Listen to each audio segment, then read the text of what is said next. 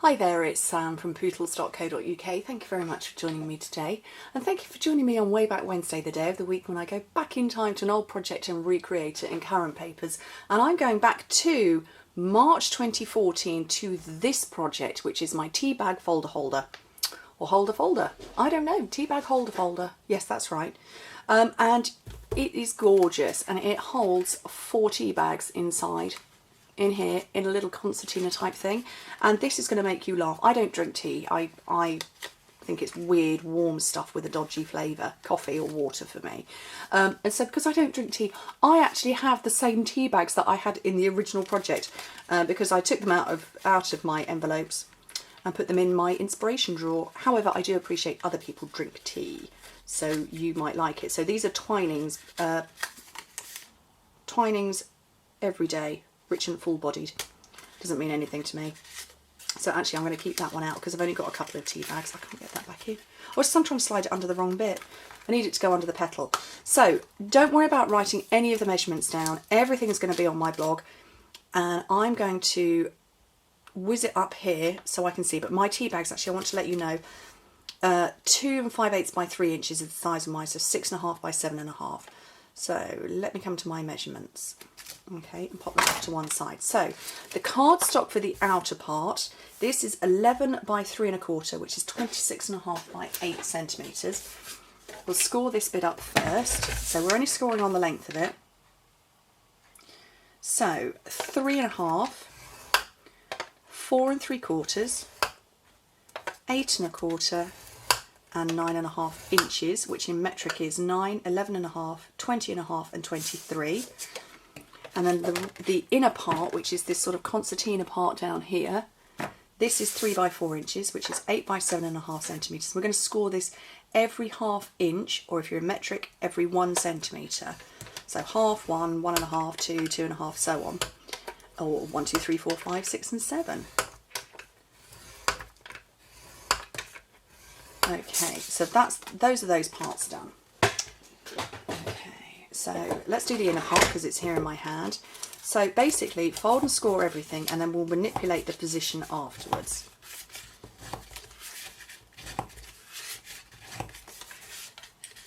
And last one. And oh, the rhinestone from the original project has just landed just off camera. I have it. Let's put it back on there. Okay, so I want to create this sort of concertina pattern, but I need a gap in between, so that is the pattern you want to create. So can you see we've got flat bottoms? Those, it's all going to stick together, and that is going to be the whole of the base part. So that's the pattern you want to, the shape you want to make. It's sort of like well, I don't really know how you describe it, almost like you'd draw birds flying and then with extra bits. So that's the kind of shape. So put adhesive on the 2 outside parts, strong adhesive because you want it to stay closed.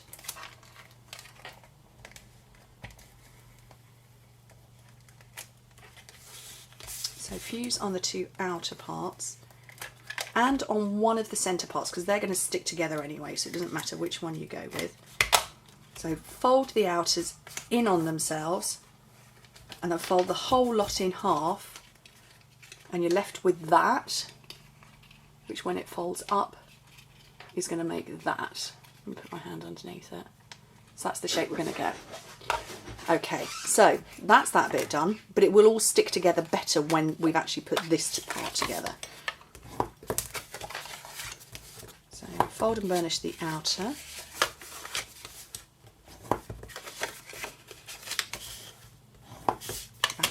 Bring in my original project again. So this is going to fold over like this. So I'm going to round these corners off.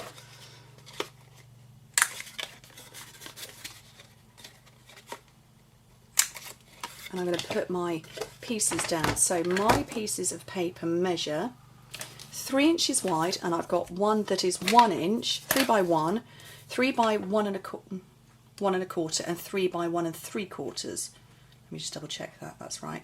So in metric, they're all 7.5 inches wide, so, sorry, 7.5 centimetres. So 7.5 by 2, 7.5 by 3, and 7.5 by 5. But as I said, everything is written down for you. Okay, this first piece, we're going to go in the largest part, but we're going to go towards the score line. I've just made that error and just refilmed this because it's going to close up round like that. I didn't, I stuck it there and then couldn't peel it off. Okay, the middle size is going to be the one that sits on the front, so we need to round off those corners to match. Oh, my tummy's just gurgled really loudly. I don't know if you heard that. I have just had my lunch. Okay, oops. So that's going to go on there. And then this part here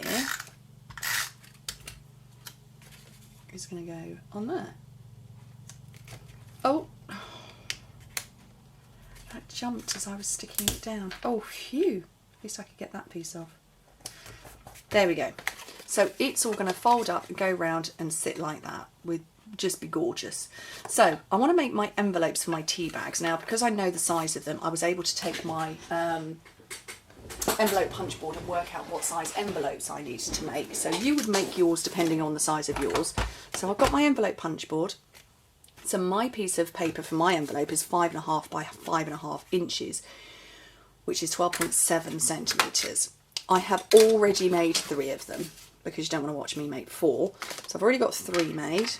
And to make mine, so if you go for your Twinings tea, punch and score at the first score line is 2 3/8 of an inch, which is 6 centimetres.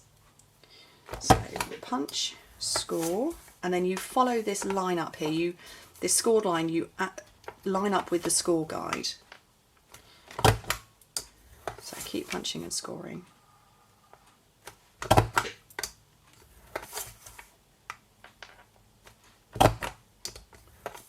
Then round off the corners because we round all the corners.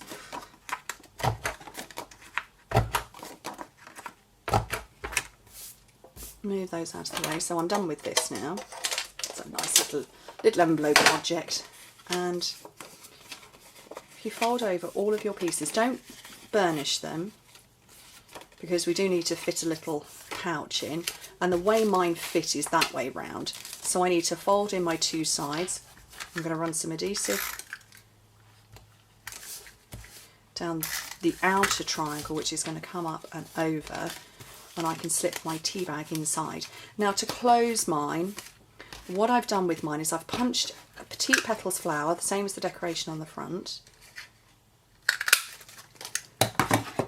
And do you know what? Let's do the other ones while I'm here because I need 4 in total. 1, 3 more. I'm going to sponge up the edges of all of them. So this is Sahara Sand, so this is the same neutral that's on the cardstock, which is also in the pattern paper. Don't you just love it? The Stampin' Up makes it so easy, the colour coordination. Before I joined Stampin' Up, I was a happy crafter anyway. I've been crafting for a while. And I used to go into a local store here in the UK, I won't name their name, but I'd go in and think, oh, I've got pattern paper that matches that cardstock at home, and I buy the cardstock and bring it home and it didn't match. So at least with Stampin' Up you know that's going to work. Okay, so a rhinestone in there, and now what I'm going to do is, there are obviously, let me find a place you can see, there are 5 petals, so I'm going to put glue dots onto 2 of them that are adjacent to each other. Oh, let's try and pick it up.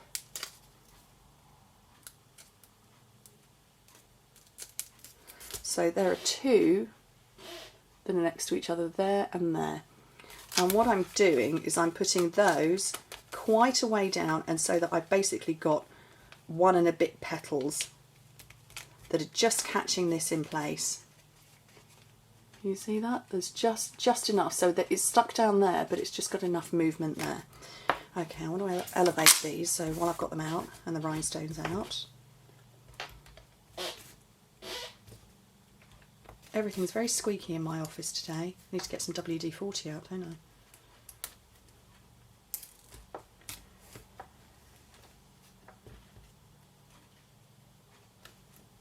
And apparently nothing wants to stick either. So I'm just going to pop those out of the way for a second. because now I need to put this in place. Now the only place that you need adhesive is in that middle pair. Don't need it on the outside. I did do that on the original one, on this one, but I didn't on the original, and you can see it's actually peeled open, and I prefer the fully opening look. So all we need, see, look, I've just squished that back in place in the wrong place now. Oh, I'll have to sort that out in a minute. Right, so you just need adhesive on those two centre parts. So I'm going with Fuse because I like it, but a double-sided tape would work. And you need to grab hold of all of your bits so that you can line that up in the middle. So it's lining up between those two parts. So we've got all our decoration going on over there. I'm just lining it up in the middle. I hope my head's not in camera. So there we go. So this will now all fold up quite happily. So I'm going to have my envelopes back to back like that. And all you do is you run strong adhesive just in the bottom part. And actually, you know what? I'm going to put that one there, and you attach just there. So you're actually open in the middle, but that's so if you've got bulky decoration, it's not going to be hindered in any way. And they face into one another.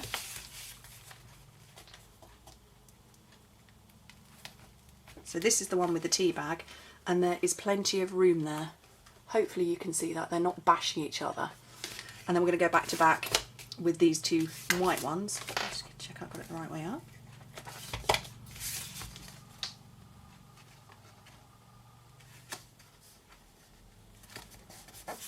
And then the last one is this one.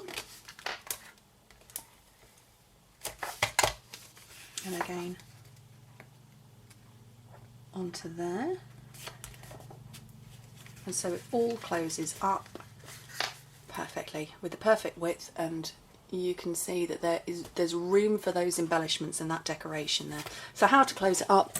Magnets, neodymium magnets.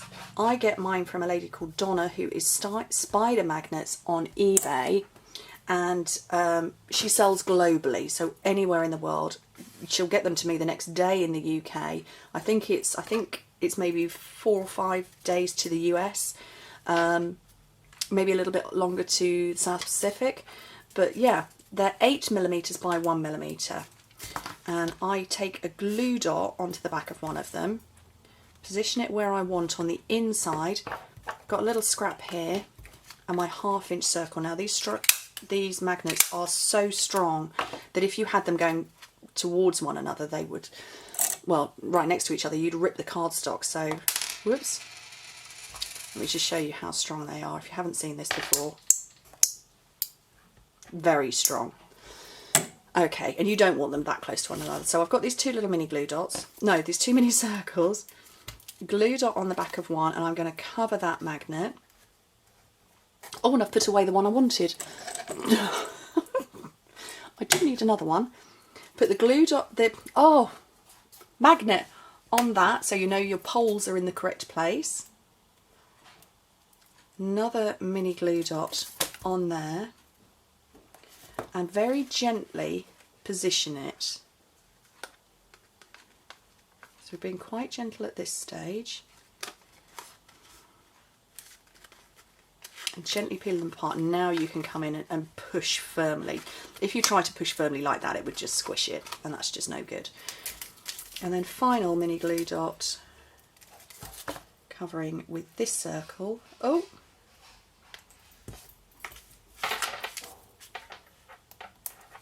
On there, covering that circle. And again, press quite hard on that one as well. And that will snap it shut, and you can open and close really, really easily. So now all I have to do is put my last few flowers on. So let's bring in my first one, and you can have a look at that one.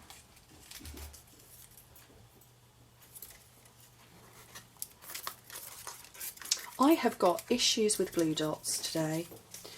Let's rip that bit off, might make life easier. So there we go.